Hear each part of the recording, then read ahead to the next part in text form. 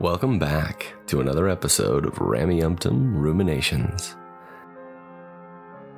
I'm the host, Scott. Today's episode is called The Ancient Origin of Mother in Heaven.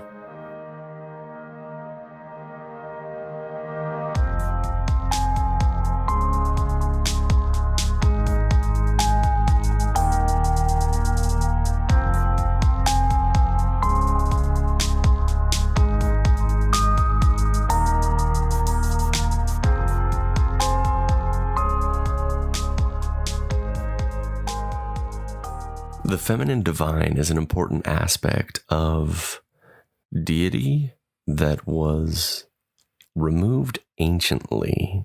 The idea of a mother in heaven is a beautiful concept that Joseph Smith introduced at the end of his life. Unfortunately, he was killed before he could fully develop this theology and teach it in a way that it would have stuck better in the religion. As it stands right now, it's one of those, there are air quotes on this, in case you can't see them, doctrines about deity.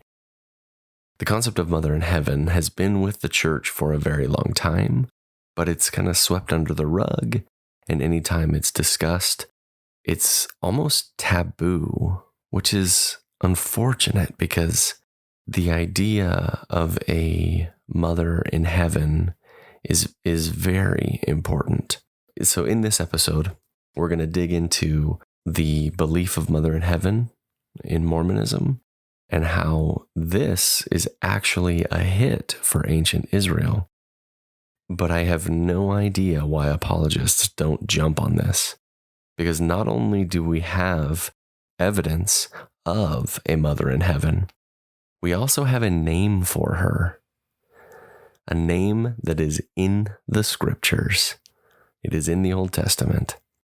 I'm going to start a series in the near future where I discuss the Gospel Topics essays with a friend of mine. So I'll dig into more fully the Mother in Heaven Gospel Topics essay down the road. But for now, I want to explore this idea of Mother in Heaven through an ancient lens. As I've mentioned a couple of times in a few episodes in the past, I am a history enthusiast, and I've done a bit of study into the ancient Near East. Now, a lot of the sources for what I'm going to talk about today come from a number of different biblical scholars. The one that I'm quoting more heavily from today is a book by Mark S. Smith, and it's a book called The Origins of Biblical Monotheism, Israel's Polytheistic Background, and the Ugaritic Texts. This is a fascinating book. I might do a number of episodes about some of the topics that I've been learning about in this book. The church's stance on this concept of a mother in heaven is kind of, they don't want to acknowledge that Joseph Smith taught it himself. They don't want to put out there and tout that it was a revelation to him. So they want to distance themselves from it a little bit, but at the same time, keep it as a core fundamental doctrine, but we don't talk about it. Many times in gospel doctrine classes or when asking questions about Mother in Heaven, there are trite little phrases that are, in essence, thought-stopping techniques. When Mother in Heaven is brought up, oftentimes people will say, oh no, she is too sacred to discuss. Would you like your wife being talked about? Would you like your wife's name being taken in vain? Phrases such as that to get people to disengage with the conversation about the feminine divine. But while at the same time, the church also acknowledges the poem written by Eliza R. Snow, My Father in Heaven, that was later turned into the hymn, Oh My Father. And in that poem, in that hymn, Mother in Heaven is specifically mentioned, but that's the only place that you will find her in writing in any of the canon, if you will, if the hymn book can be considered part of the canon. But there's nothing in modern scripture that talks about her. But there is in ancient scripture. So let's dig in. We're going to read a little bit of 2 Kings. We're going to discuss the polytheistic background of ancient Israel. Before I dig too far into this, the way I look at religion and mythology is as a conversation. It's less a strict adherence where every person that talks about the theology believes the same things. Instead, it's a conversation of theologians, of prophets, talking to each other through time, if you will, sometimes disagreeing with each other, sometimes erasing and changing what previous prophets have written. There's evidence for that throughout all of Scripture. And when we look at it for what it really is, as a conversation, as a theological discussion, we'll understand a little bit better about what's happening in the Scriptures and in the modern church today. Now, in 2 Kings 23:4, we get a mention of the goddess figure, of the feminine divine. But when I read this, you'll notice that she's not there, and I will explain why. And here is the King James Version, the version that all Mormons grew up on, of 2 Kings 23:4. And it says, "And the king commanded Hilkiah, the high priest, and the priests of the second order, and the keepers of the door, to bring forth out of the temple of the Lord all the vessels that were made for Baal, and for the grove, and for all the host of heaven. And he burned them without Jerusalem in the fields of Kidron, and carried the ashes of them unto Bethel." Now, the first name that's mentioned in there is Baal. That is a common name. Many people that have read and studied the Old Testament are familiar with Baal. There are lots of interactions with him as a neighboring deity.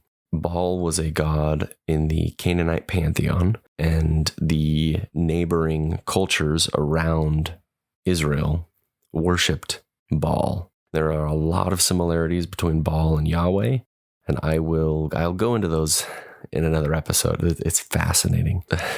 I'm getting a little bit sidetracked, but the similarities, in some cases, these similarities are blatant plagiarisms of previous texts about Baal, rewritten in our Old Testament to describe Yahweh.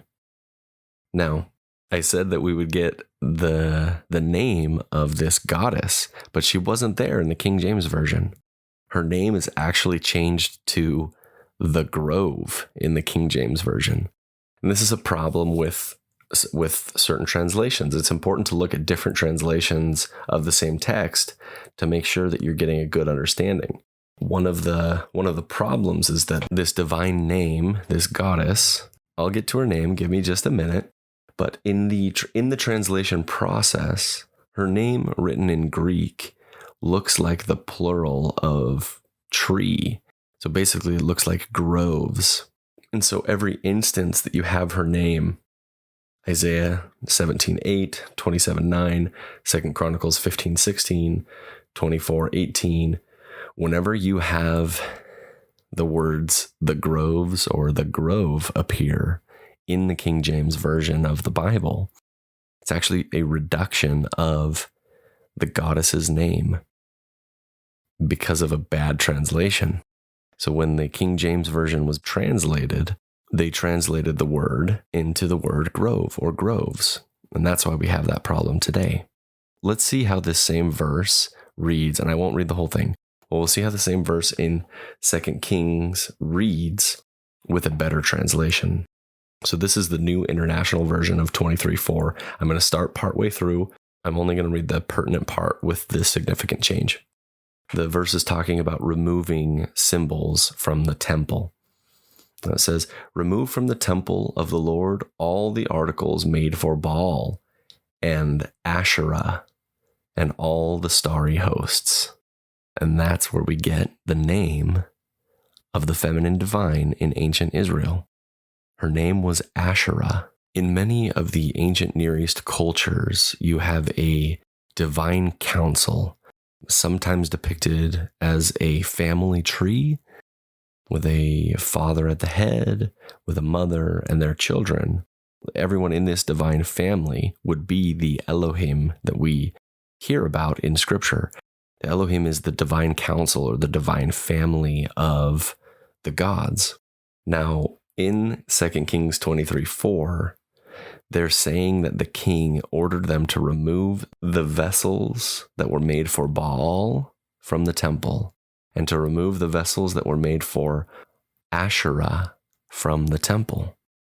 Now, what is happening here, and this is interesting and unfortunate, but you have a shift in the theology where the group that is running the show, those that are in charge, they do not want Ashera to be worshipped. So they've written the scripture and they are guiding the conversation in a way to remove her worship from the temple. Now, there is some debate whether or not she was an actual god. According to Marcus Smith, who is the Helena professor of Old Testament literature at Princeton Theological Seminary, he says that the consensus is that Ashera was a goddess in ancient Israelite religion. Interestingly, she pops up in a number of other places. They talk about her in, I mentioned a number of scriptures in Isaiah and in Chronicles. Well, just a couple of verses, a couple of chapters before 23, it talks about an Asherah pole or an image for Asherah being put into the temple. But we also have some other inscriptions of her from neighboring cultures in this period of time, around 800 BCE. You have the Kirbert El Qom, Tel Mikne, and Kuntillet Ajrud inscriptions. So these are three different places and three different inscriptions. Kuntillet Ajrud is a dig site from the late 9th and early 8th centuries BCE, the northeast part of the Sinai Peninsula. So it would be south of Jerusalem. It was excavated in about 1975 by the Tel Aviv University. There's a main building in this dig site that is described as fortress-like, with 2 rooms, lots of art on the walls and paintings, various animals, stylized trees, human figures. Many of these depictions are gods, but they don't appear to be coherent scenes. The art is fascinating, so if you want to go and look it up, it's very cool to look at, to see some of this ancient artwork. It's about 3,000 years old at this point. The iconography is a Syrian/Phoenician.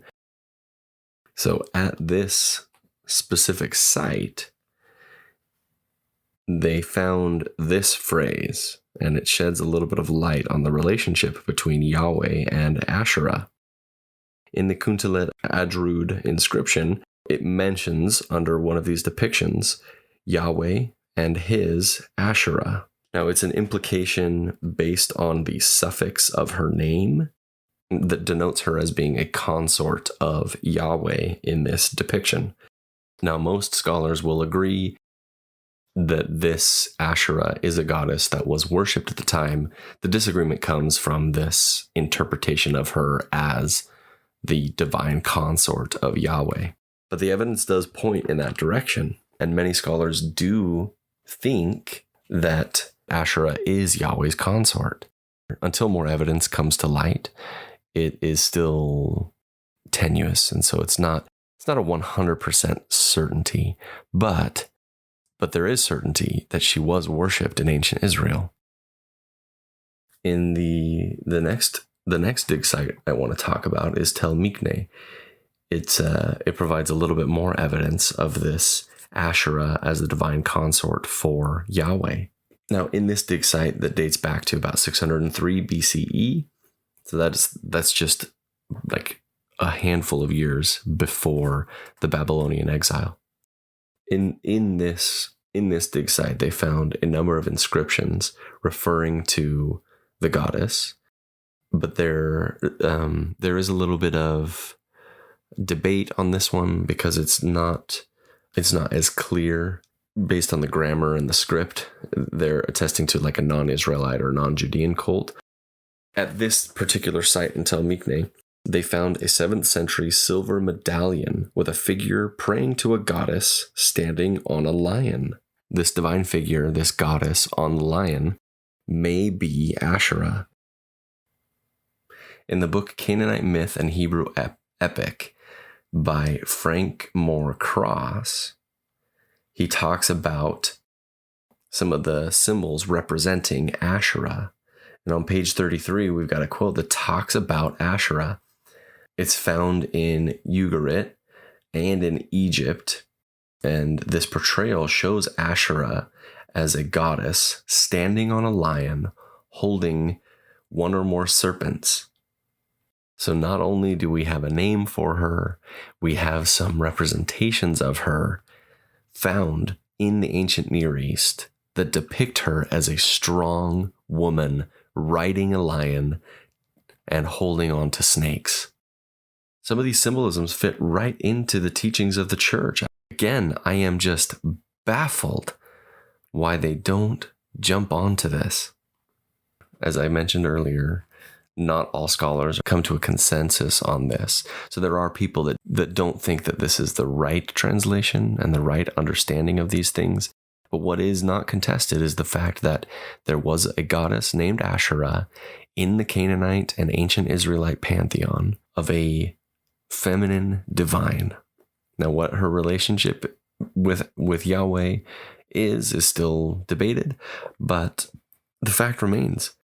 There is feminine divine in the ancient Near East that readers of the Old Testament and believers in God should claim as their own, as a way to retake some of that feminine divine and put it back into practice. Because it sounds like Ashera is pretty badass. Standing on lions, wrangling snakes. She seems powerful. One of the evidences for Ashera worship in ancient Israel is actually part of the Deuteronomic code that says not to do it. Specifically Deuteronomy 16:21. Again, in the New International Version, it says, "Do not set up any wooden Asherah pole beside the altar you build to the Lord your God."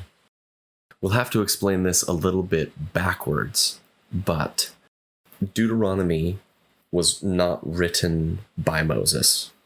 It wasn't. Just going to throw that out there. The second part is it wasn't written until much later. Deuteronomic code was written in like the late 7th century BCE.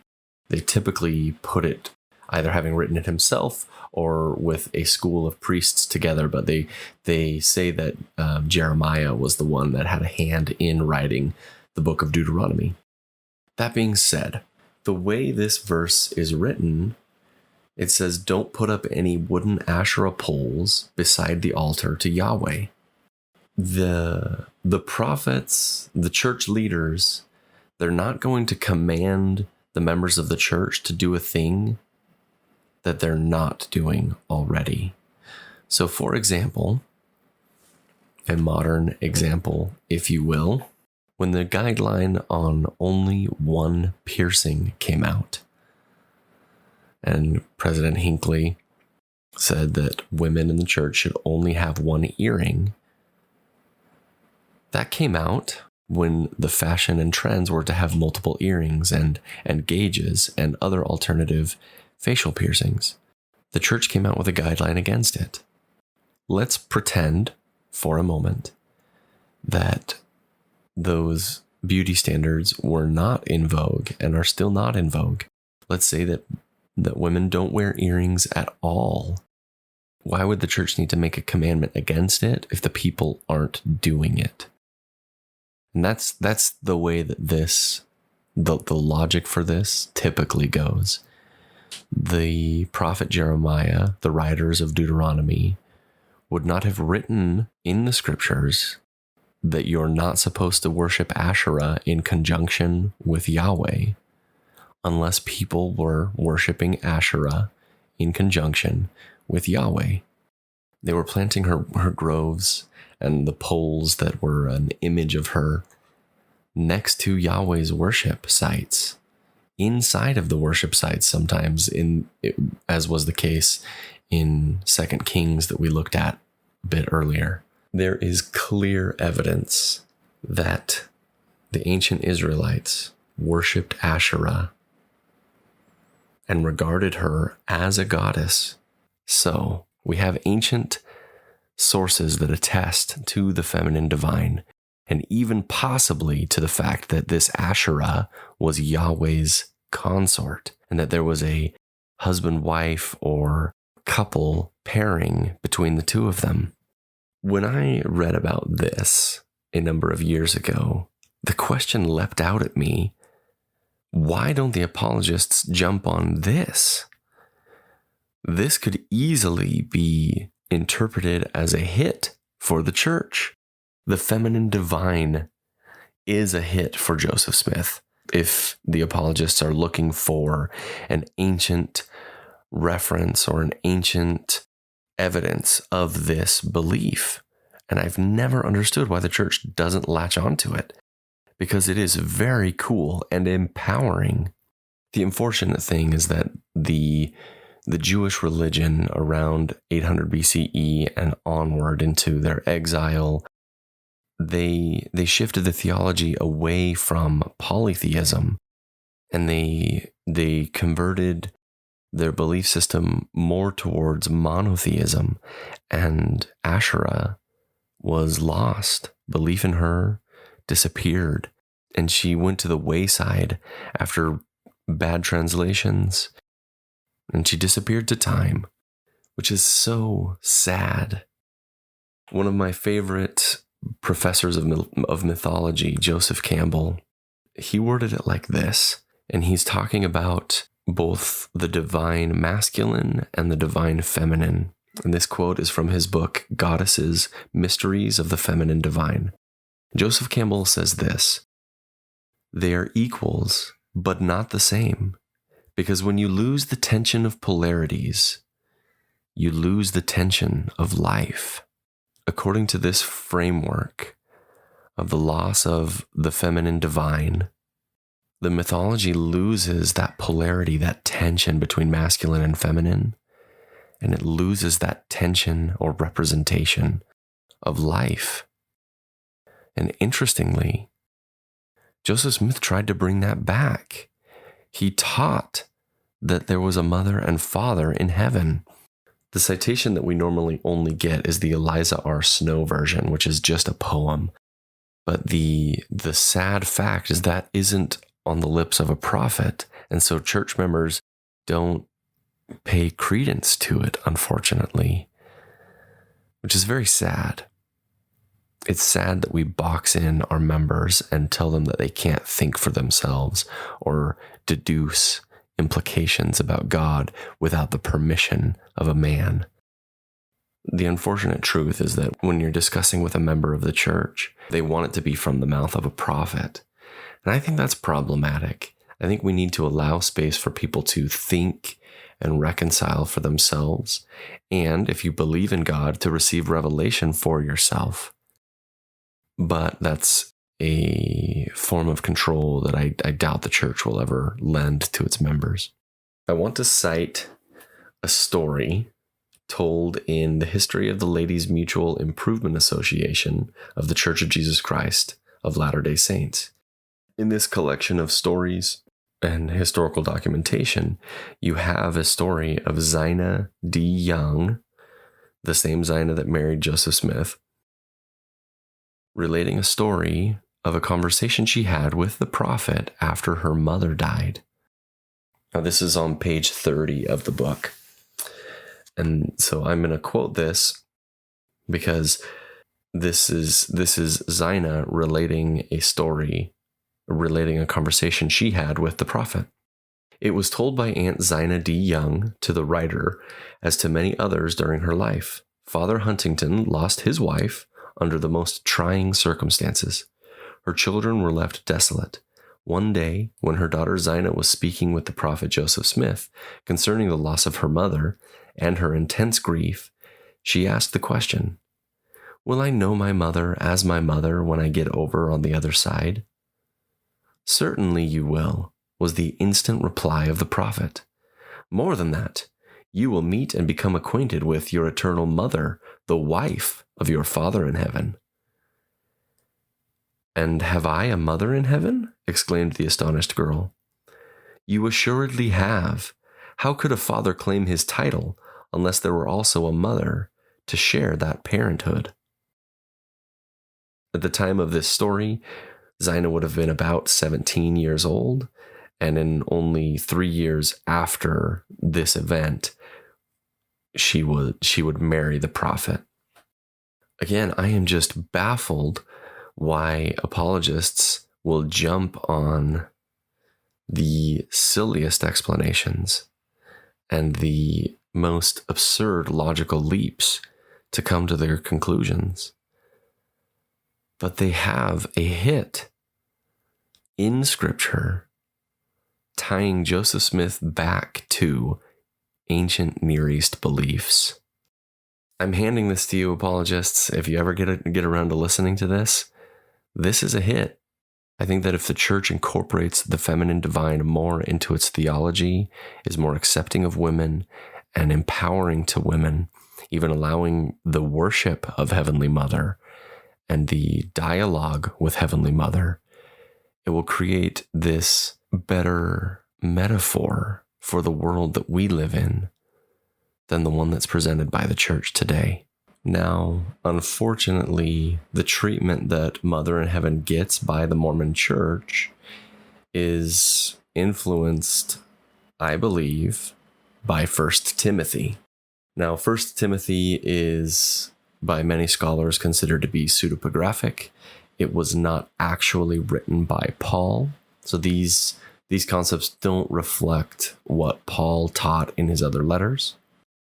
On the other hand, there are scriptural references throughout the Bible, both Old Testament and New Testament, that do talk about women having a secondary role. Now, I don't agree with this. I think this is a control tactic that men have used over women. Now, in 1 Timothy, the quote in particular is 1 Timothy 2, 8 through 15. And right in the middle there, he's talking about the role of women in church. And this is where you get that famous quote, "Let a woman learn in silence with full submission. I permit no woman to teach or to have authority over a man. She is to keep silent, for Adam was formed first, then Eve, and Adam was not deceived, but the woman was deceived and became a transgressor." We have a scriptural basis for misogyny. I will note, and perhaps do an episode down the road on this, the Genesis story of Adam and Eve is not as clear as we have been led to believe.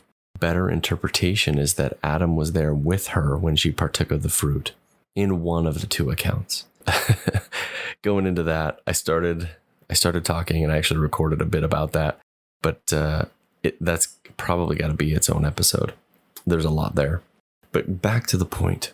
The Mormon Church has created, then silenced Mother in Heaven and removed her from worship and removed her from the picture is in effect the same thing that 1 Timothy 2 is doing.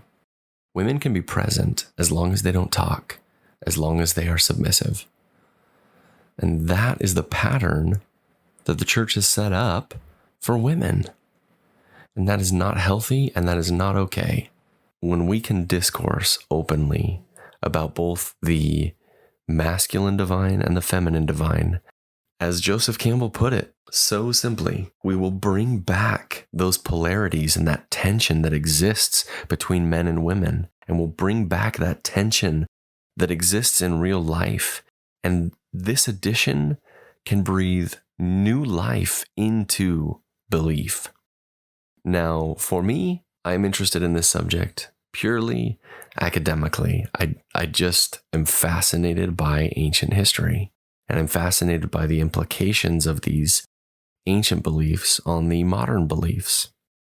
Even though I'm not a believer myself, I love bringing up these subjects because it pushes back against the established narrative in a way where they have to reconcile the fact that ancient Israelites believed in the feminine divine. Now, there's one more symbol of this goddess that I didn't mention yet, and I saved it for now because I want to tie it into the beliefs in the church. There is iconography of Ashera related to a tree of life. Now, this is in Ugaritic amulets, and these Ashera poles are a clear symbol of the tree of life. In Mormonism, they have the story of the tree of life. How much more beautiful would that story be if they incorporated the imagery of Ashera, where she is the source of that tree of life that gave life to the spirit sons and daughters? How much more beautiful is that imagery and that symbolism when you add in the missing piece? The missing piece is femininity. It is so grossly misogynistic to create a divine mother and father pairing and then completely silence the mother. Could you imagine if your father did that to you about your mother? How would we feel in our own family relations if we prevented the mothers in our lives from having relationships with their children? These arguments that believers make in an effort to silence worship of the feminine divine, they don't hold enough weight to be taken seriously. And the only reason there's no word about her is because the moment the church accepts the feminine divine and places her in a role of power, the whole structure of the church has to crumble, because women deserve that power. I don't think that change will happen anytime soon. For the church to make a change like that, it would have implications on the structure and hierarchy that the church uses today. And I don't see anything like that changing anytime soon. The next time you're discussing with a believer or a member of the church or anyone and the subject of Mother in Heaven comes up, bring the images to mind of that strong female riding a lion, grappling snakes, worthy of worship and adoration, because she is a strong woman and she has a name, and her name is Ashera. Thank you for listening to today's episode. I know it was a little bit more history, a little bit more quotations than I normally do, but this subject fascinates me immensely, and I'm planning on down the road doing a number of comparisons. I want to discuss subjects such as the size of God, the nature of God. I want to talk about the relationship between Baal and Yaweh. But to start it all off, I really need to dig into the documentary hypothesis and establish that first, so that listeners that are new to these subjects might have a basis to start on. So those that are still inclined to believe in God, the next time you sit down to pray, consider praying to Ashera. Consider connecting with that feminine divine. If you're on the opposite end of the belief spectrum, you don't believe in God anymore, but the next time someone considers God, perhaps refer to them with she, her pronouns or they, them pronouns. if for nothing else, to throw off a believer. Thank you for listening today. I have a lot more that I want to discuss about Ashera. I didn't talk at all about some of the reasons why she was removed. Just mentioned that they changed their belief system and shifted from polytheism to henotheism, and then ultimately to monotheism. And polytheism means believing in all gods. Henotheism is believing that your God is the most powerful one, but the other gods still exist. And then monotheism, that your God is the only God. There's clear evidence through scripture that the ancient Israelites went through this shift in theology. And that has very important implications on a restorationist movement.